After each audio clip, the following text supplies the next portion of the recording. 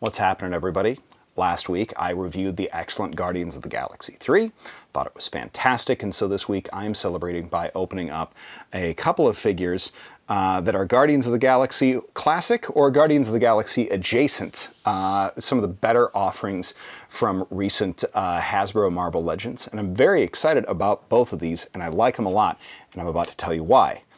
I'm Dan Umphin, and this is the Doomcast.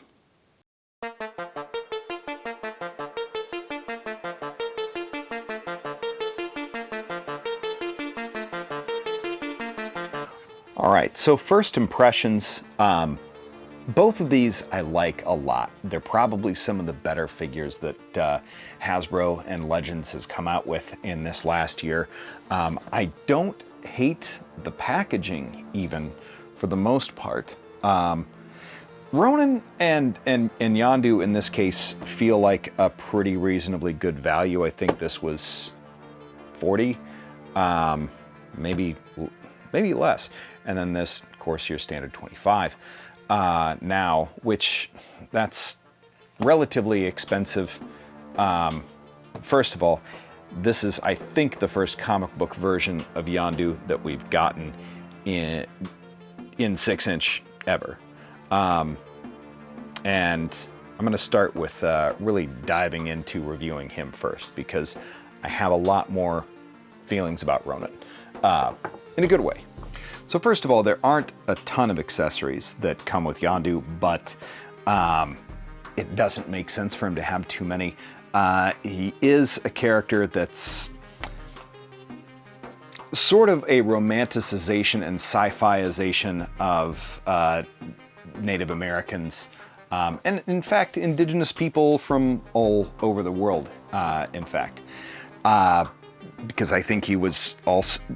I think his name actually comes from Kosha, possibly? I might have to look this up. In any case, so he has the wavy red mohawk and the arrow, which of course, if you're familiar with the Guardians of the Galaxy movies, that's what that version of Yondu uses to manipulate the arrow and later Kraglin. In this case, it's a bow and arrow. It's not my favorite bow, especially not for 6-inch characters. This is kind of gummy and you can't really pose with it very well. Hasbro hasn't made very good bows for Marvel Legends characters. They've made some pretty decent ones in some cases for some G.I. Joes. This is far from my favorite. It's the same one and a repackage of what came with Danny Moonstar. Even though I don't love the bow itself, and the arrow itself is a little difficult to hold, and I wonder if I'll actually ever get it back in there. Again, the fact that he does have the butterfly joints in the arms is nice. I feel like for the most part, unless they're a real bulky character, that should just be standard.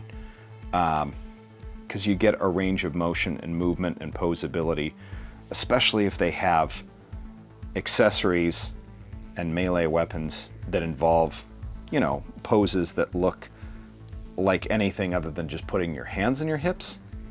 Why would you do that? Why wouldn't you want to have those? My only frustration is how honestly terrible the bow is.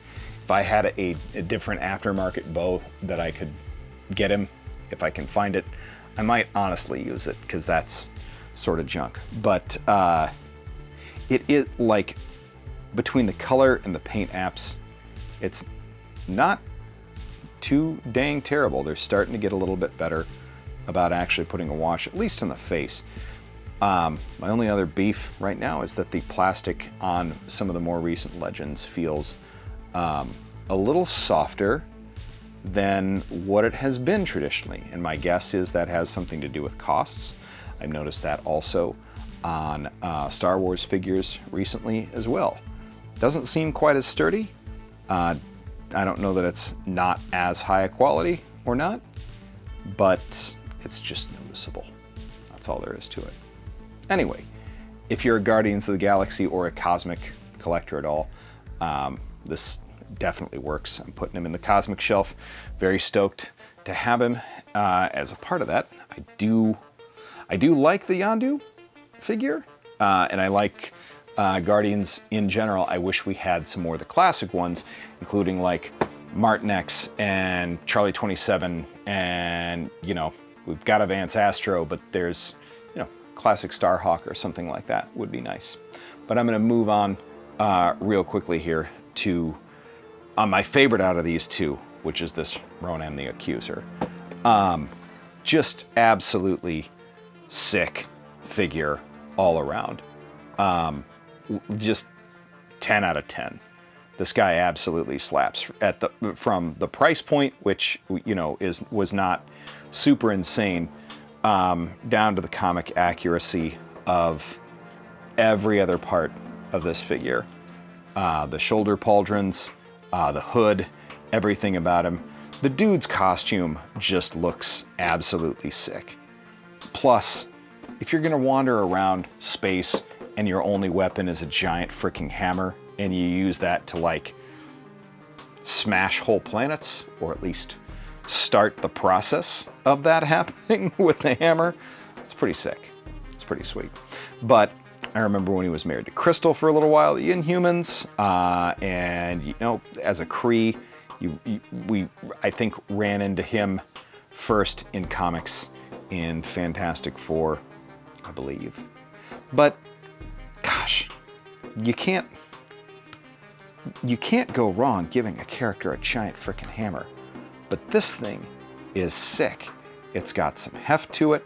It's got a little paint in there. It's a good, solid, heavy accessory.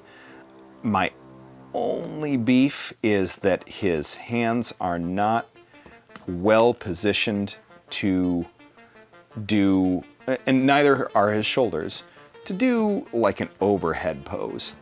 Doesn't come with a second face where he looks angry at all. You want that I'm about to drop the hammer pose on something. And this doesn't quite do it. But if you want him to just pose real intimidatingly, you've got that. Pauldrons really make it difficult to put him in an action pose. But if you want him to look sweet, he'll do that on a shelf, and that's all right. I'm okay with that. Sometimes, some of us are made to be on a shelf, some of us are made to be action posers. And sometimes, kids, we don't know that until we're much older, which one of those two things we are. And that's okay. You can learn. You can all get better.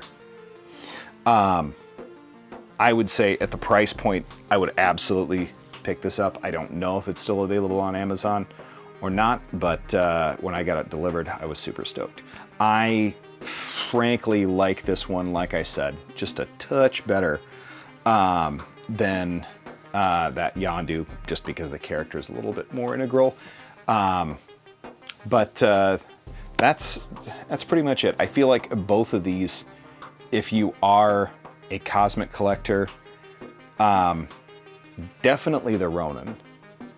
Maybe the Yondu if you're trying to go for old school Guardians of the Galaxy stuff. The Kree are coming. They're going to judge your planet. And they're going to colonize it. Nobody wants to get colonized. Colonizing is for jerks. That's the Kree. That's what they are, jerks. Anyway, thanks everybody for watching. This has been the Doomcast. We'll be back with more later this week. Peace.